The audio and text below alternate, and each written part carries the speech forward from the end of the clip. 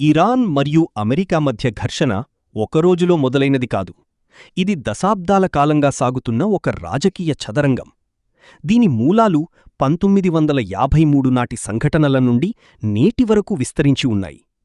ఈ కథను కొన్ని ముఖ్యమైన మలుపుల ద్వారా అర్థం చేసుకుందాం. 1.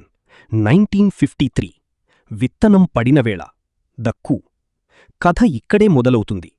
అప్పట్లో ఇరాన్ ప్రధానమంత్రి మొహమ్మద్ మొసాద్దెగ్ ఇరాన్లోని చమురు నిల్వలను జాతీయం చేయాలని నిర్ణయించుకున్నారు. అప్పటివరకు అవి బ్రిటిష్ వారి ఆధీనంలో ఉండేవి. దీనితో ఆగ్రహించిన బ్రిటన్ మరియు అమెరికా సిఐఏ మొసాద్దెగ్ ప్రభుత్వానికి వ్యతిరేకంగా కుట్రచేసి అతన్ని గద్దెదించాయి. ఆ తర్వాత షా రేజా పెహ్లవీ కు పూర్తి అధికారాలు ఇచ్చారు. షా అమెరికాకు అనుకూలంగా ఉండేవారు. 2. 1979 ఇరాన్ విప్లవం మరియు ఎంబసీ సంక్షోభం. అమెరికా మద్దతు ఉన్న షా పాలనపై ఇరాన్ ప్రజల్లో వ్యతిరేకత పెరిగింది.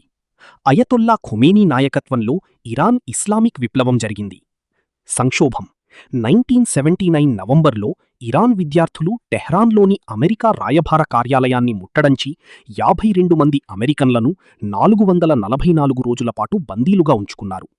ఫలితం అమెరికా ఇరాన్తో దౌత్య సంబంధాలను తెంచుకుంది. అప్పటి నుండి ఇరు దేశాల మధ్య శత్రుత్వం మొదలైంది. 3. ఇరాన్-ఇరాక్ యుద్ధం 1980s. ఇరాక్ నాయకుడు సద్దాం హుస్సేన్ ఇరాన్పై దాడి చేసినప్పుడు అమెరికా పరోక్షంగా ఇరాక్కు మద్దతు ఇచ్చింది. ఇది ఇరాన్కు అమెరికాపై ఉన్న ద్వేషాన్ని మరింత పెంచింది. 1988లో పొరపాటున అమెరికా యుద్ధనౌక ఒక ఇరాన్ ప్రయాణికుల విమానాన్ని ఇరాన్ ఎయిర్ ఫ్లైట్ 655 కూల్చివేసింది. ఇందులో 290 మంది మరణించారు. 4.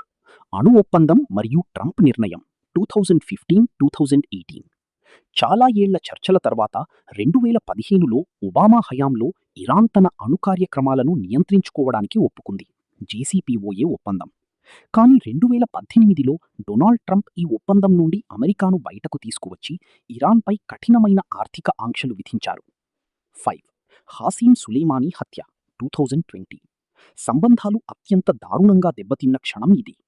జాన్యువరి 2020లో అమెరికా జరిపిన డ్రోన్ దాడిలో ఇరాన్ అగ్రశ్రేణి జనరల్ హాసిం సులేమానీ మరణించారు.